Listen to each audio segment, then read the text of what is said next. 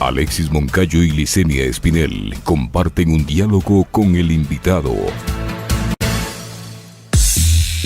En Punto Noticias hablamos de...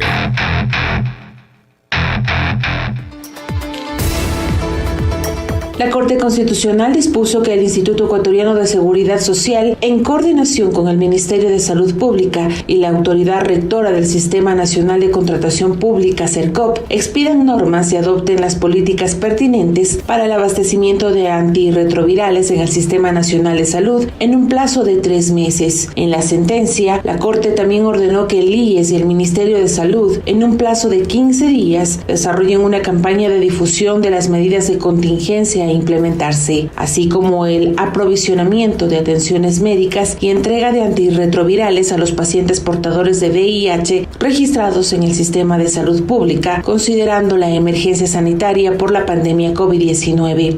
También se notificó a la Defensoría del Pueblo que ejecuta el seguimiento a la sentencia mediante visitas de forma mensual y aleatoria a la Red Integral Pública de Salud e informe cada trimestre sobre las medidas implementadas, así como el cumplimiento de las atenciones a los pacientes y la entrega de antirretrovirales en los hospitales IES y Ministerio de Salud en Quito y Guayaquil.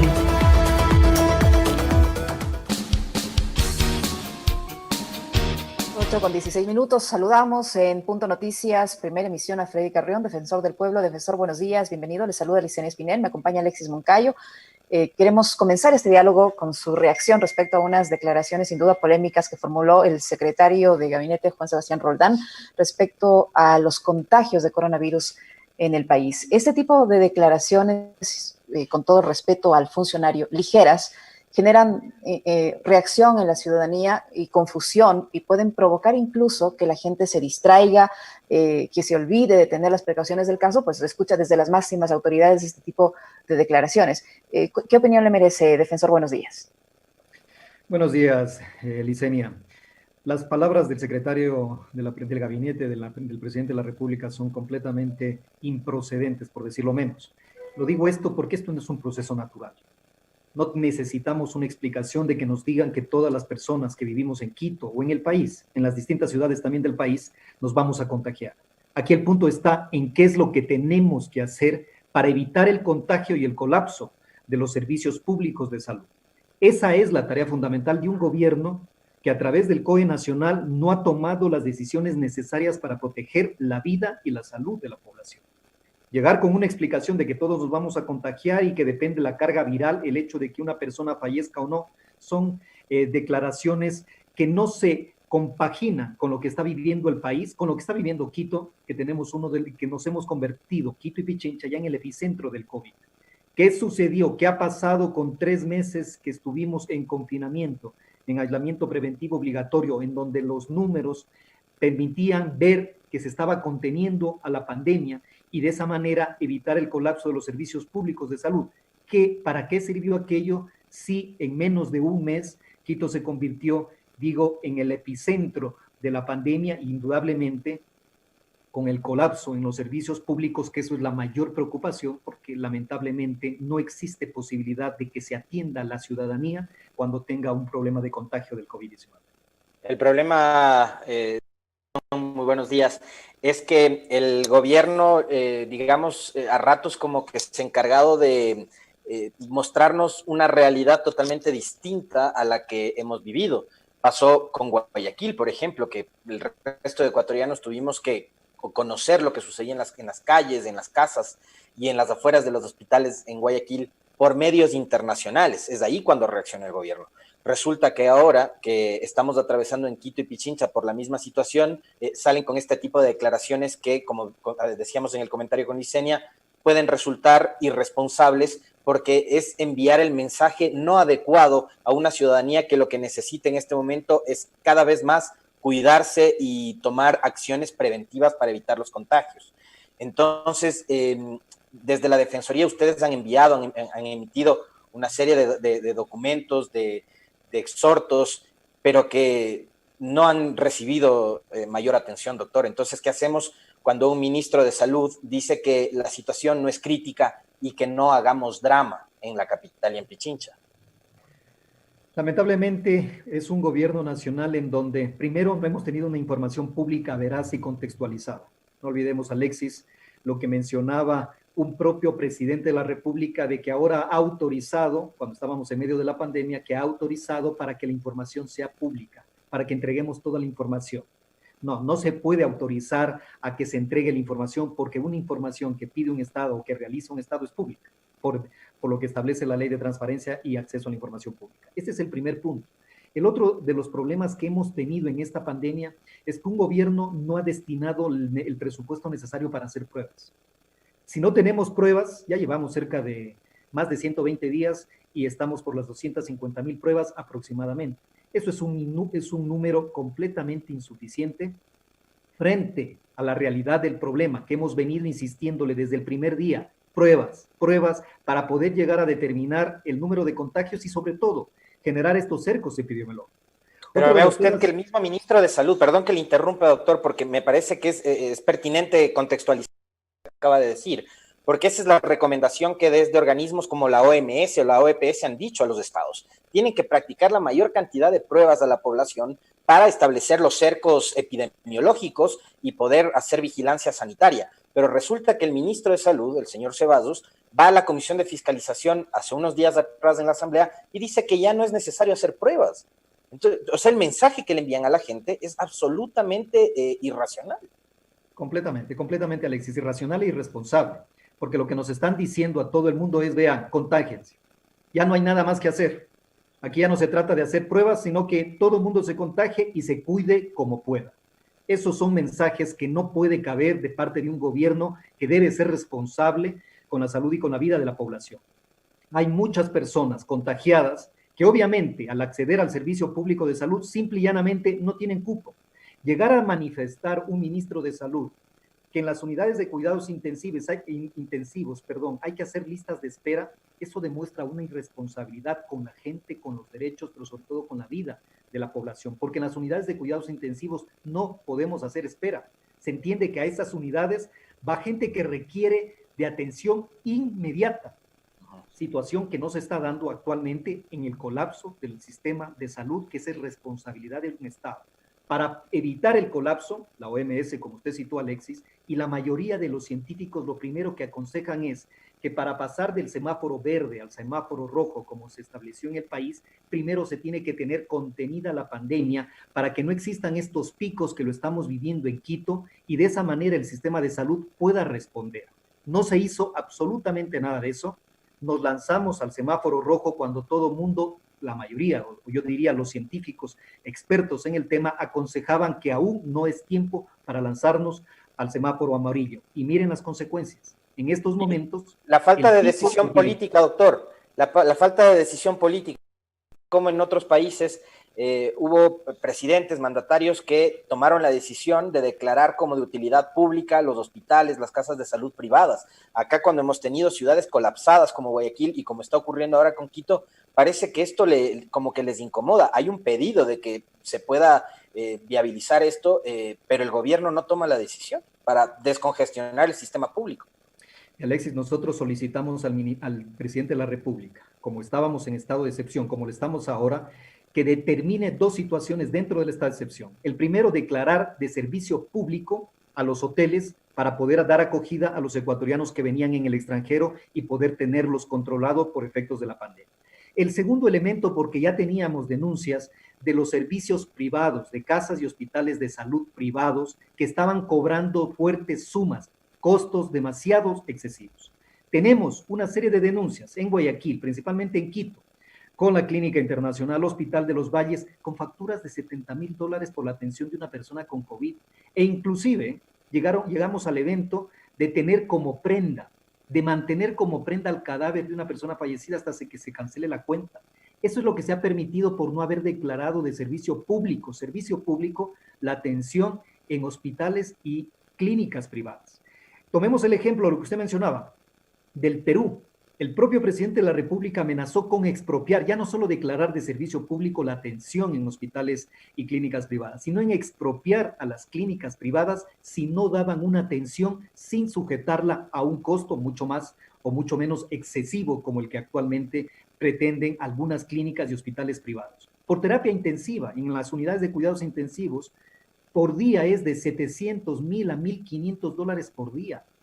Eso es imposible que una familia, que una persona, que un ciudadano pueda sufragar, mucho más cuando esto es una pandemia. Si se trata de una pandemia, el Estado tiene una responsabilidad frente a todo el servicio, tanto público como privado de salud, para atender y dar una cobertura necesaria a la población. ¿Qué hace falta, doctor, para que esto se... Porque ustedes pueden exhortar, ustedes pueden pedir, pero de allí a que el gobierno lo decida hay un largo camino. ¿Qué debe hacer el gobierno para solicitar que esto se viabilice, que en unos momentos tan complicados como los que vive la ciudad de Quito? Mire que ayer tuvimos 908 casos adicionales de coronavirus y a esto se suma mensajes contradictorios, que es lo que decíamos al inicio, como el del mismo COE Nacional que, por un lado, la semana pasada proponía endurecer la ley seca, el tema del toque de queda, pero ahora ha dado libre circulación de vehículos desde este viernes hasta el próximo lunes. Tomando en cuenta la situación que vive Pichincha, esto sin duda va a generar, yo creo, una movilidad un poco más amplia, eso va a provocar más contagios, un incremento de los casos, pero volviendo al tema de las clínicas, ¿qué puede hacer el gobierno para decretar esta utilidad pública? ¿Qué pasos debe seguir? ¿Por qué no lo hace? Bueno, ese es un tema de visión y de decisión política. Vemos que para el gobierno nacional su prioridad es la reactivación económica sin importar si estemos o no estemos contagiados. Como yo le decía al inicio, esto es más o menos cuidarnos nosotros como ciudadanía, dado que el Estado no tiene una política clara de seguridad, de protección de la salud y de la vida de los ecuatorianos. Su principal preocupación es el tema económico, cómo producimos, estemos o no estemos enfermos, estemos o no estemos contagiados. Lo que desconoce el gobierno, que una población enferma no puede producir, que una población que se muere no puede producir, no podemos hablar de reactivación. Aquí lo que nos queda, Lesenia, es activar los mecanismos constitucionales, las acciones constitucionales de protección, como lo hemos venido haciendo. En el caso que ustedes citaban o que mencionaban anterior a esta entrevista, se hablaba de una decisión de la Corte Constitucional a pedido de la Defensoría del Pueblo, que presentó una acción de protección. ¿Para qué? Para obligarle al Estado, para obligarle al IES, para obligarle al Ministerio de Salud Pública que cumpla con la entrega de los antirretrovirales, que no se les está dando a la población que sufre o que padece el VIH. Eso se lo puede conseguir a través de estas acciones, porque no hay la disposición del Estado de cumplir con los mandatos constitucionales de protección de los derechos. Lamentablemente, estamos ante un gobierno, ante un Estado que no cumple con su mandato fundamental de velar y proteger los derechos de las personas. Por lo tanto, pese a los pronunciamientos, pese a los exhortos que como Institución Nacional de Derechos Humanos, preocupada por la situación, por el monitoreo de los derechos de las personas, hemos actuado a través de estas acciones jurisdiccionales, constitucionales, que obligan, bajo cumplimiento mandatorio, obligatorio, a determinadas acciones como la entrega de estos insumos y estos medicamentos, y en este caso específico ya lo hemos alertado, ya hemos exigido que se entregue información sensible, que se entregue información completa, pero de proseguir con este tipo de situaciones en donde vemos una ausencia total de una política pública integral de salud, también actuaremos a través de la propia justicia ecuatoriana, que nos permita y garantice los derechos a través de resoluciones judiciales. Pero es, digamos, en un Estado que debería propender a atender de mejor manera, a través sobre todo de la seguridad social, pues no estamos hablando del sistema de salud público, sino específicamente de la seguridad social, de una mejor manera a los afiliados, porque los afiliados, doctor Carrión, cada mes están cotizando al IES y resulta que cuando van en búsqueda de medicina no encuentran, o no existe, o no hay, o no han comprado. Es una barbaridad que los ciudadanos tengan que estar recurriendo en el caso de la Defensoría, y de paso considerando sus buenos oficios y la apertura que siempre tiene para tratar estos casos que se vinculan con derechos humanos, pero está recurriendo siempre al sistema judicial para que el Estado cumpla con su deber. También es una barbaridad, pues. Esos deberían estar al día en estos casos. Resulta un contrasentido, Alexis. Efectivamente, se entiende que un gobierno, que un Estado debe estar para servir, para generar bienestar a través del cumplimiento y sobre todo la garantía de los derechos. Esa es su misión fundamental. Pero cuando el Estado o el gobierno nacional, quien ejerce el poder ejecutivo, no se encuentra con esta obligación o no la cumple esta obligación, tenemos que activar estos mecanismos. Lamentablemente hay que hacerlo.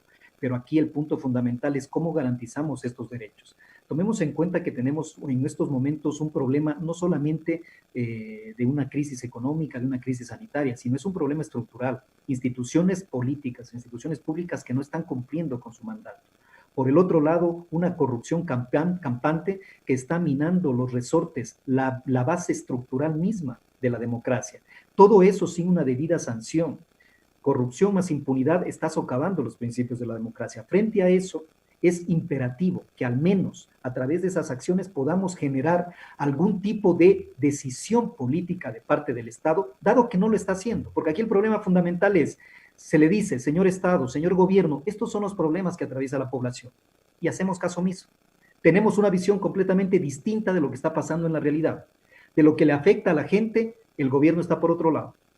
Preocupado por una situación netamente económica, si bien es cierto, es completamente legítimo y necesario, se necesitan recursos para garantizar el presupuesto del Estado, pero eso no puede copar toda la actividad pública de un gobierno, sino que tiene que preocuparse cómo hacer efectivos los derechos a través, indudablemente, de un presupuesto equilibrado.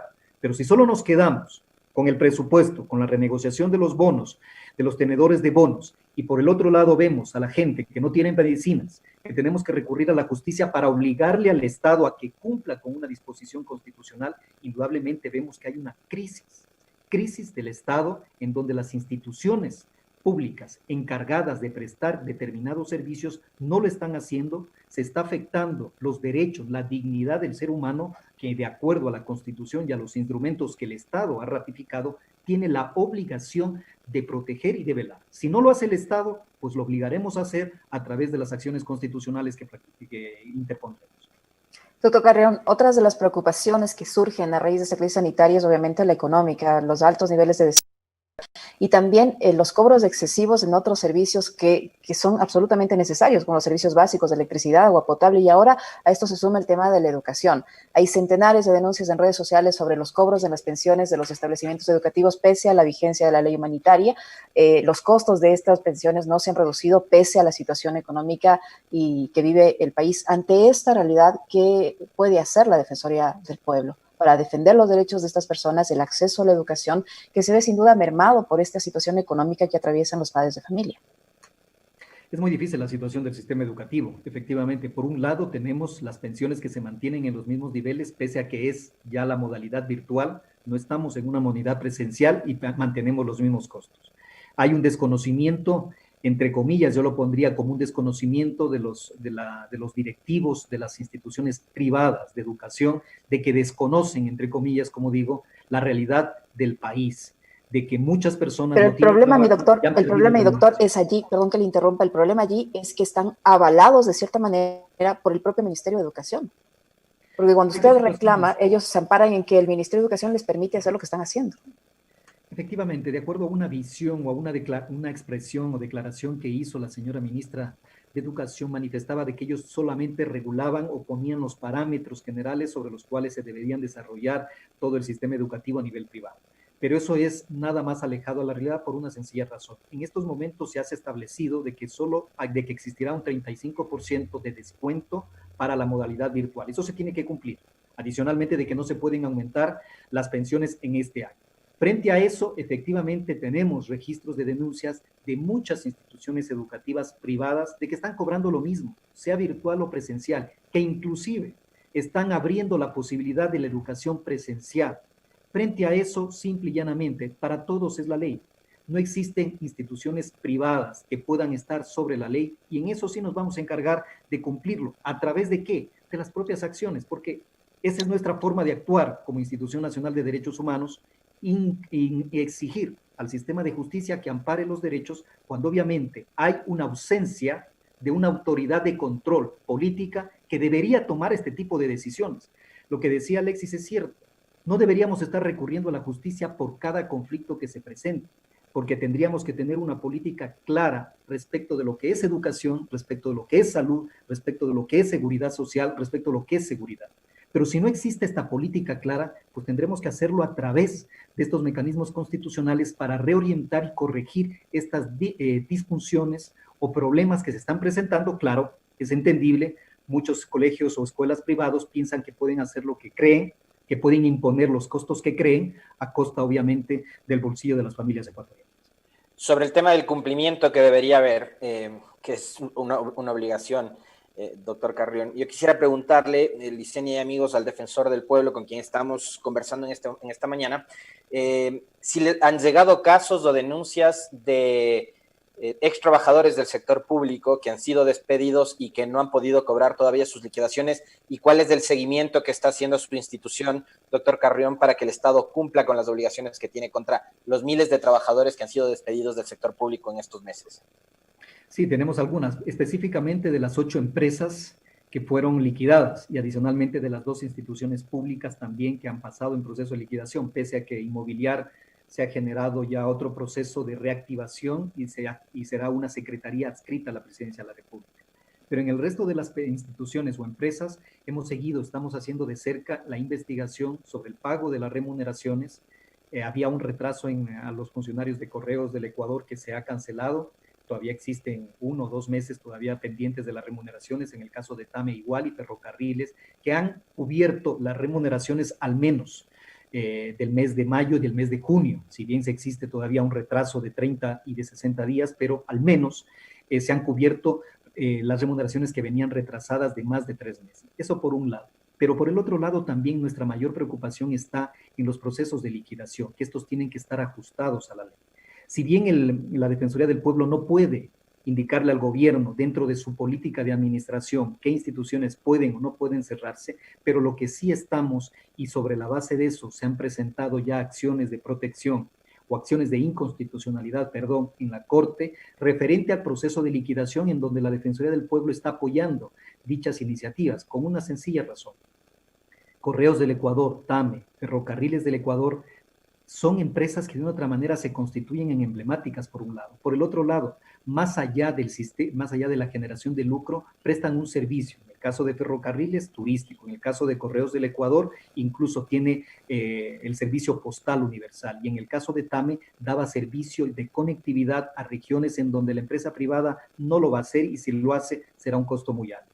Frente a ese argumento, nuestro objetivo es que la Corte Constitucional, sobre la base de estas acciones de inconstitucionalidad de estos decretos ejecutivos, dé de baja aquellos, mantengamos a estas empresas, como digo, otra cosa es reestructurarlas, darles una mejor administración o una mejor estructura para que sigan funcionando con lo suficiente o con lo necesario, pero creo que no es la medida suprimir o extinguir, porque más allá del trabajo de las personas también es el servicio que venían dando.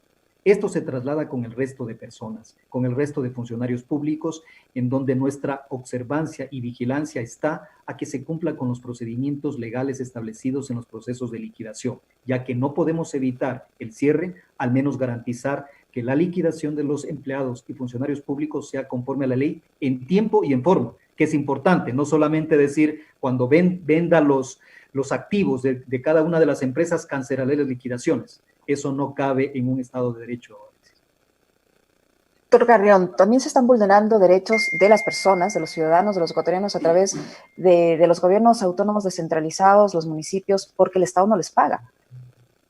No hay recursos para que puedan ejecutar las obras, no hay recursos para pagar nóminas de municipios, no hay recursos para enfrentar la crisis sanitaria, y el gobierno no hace absolutamente nada. Tanto la AME como el CONCOPI han hecho insistentes pedidos para que se entreguen esos recursos, se han acudido incluso a instancias constitucionales y tampoco pasa nada. Frente a eso, la Defensoría del Pueblo puede también instar a las autoridades, pedir que lo hagan.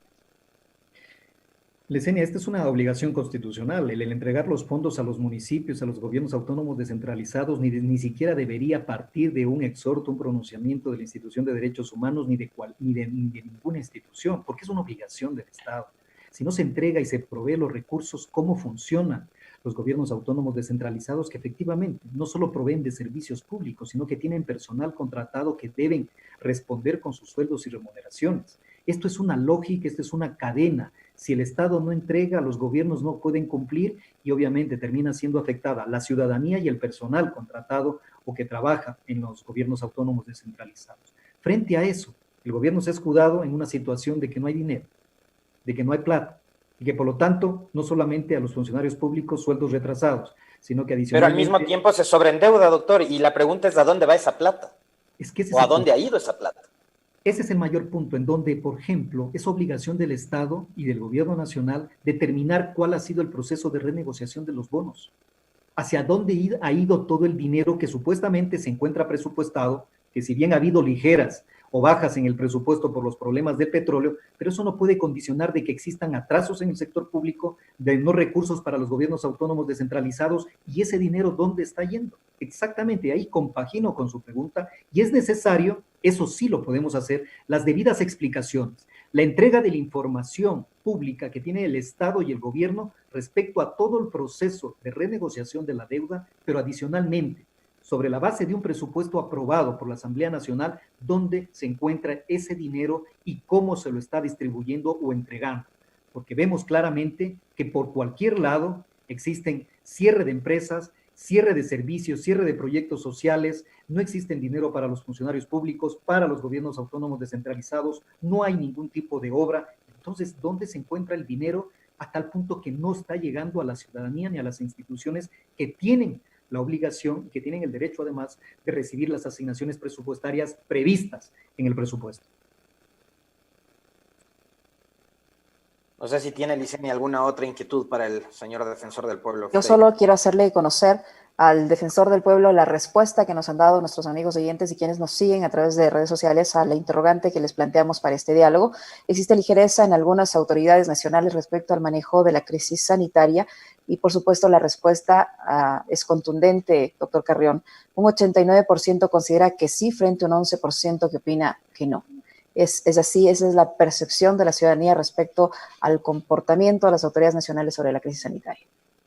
Es muy lamentable, Licenia, es muy lamentable porque la percepción que tiene la ciudadanía la tenemos también las autoridades o las instituciones públicas, en donde vemos una absoluta carencia de política pública que permita y proteja los derechos de las personas. El tema de salud lo hemos visto, el tema del manejo de la emergencia sanitaria de esta pandemia, hemos visto cómo se han tomado decisiones tardías e incorrectas, hemos visto declaraciones de funcionarios públicos que en lugar de tranquilizar a la población han generado mayor incertidumbre e inclusive han sido irónicas en el sentido de generar o intentar generar una tranquilidad que no puede existir cuando tenemos niveles de incrementos o epicentros ya en Quito y Pichincha respecto del COVID.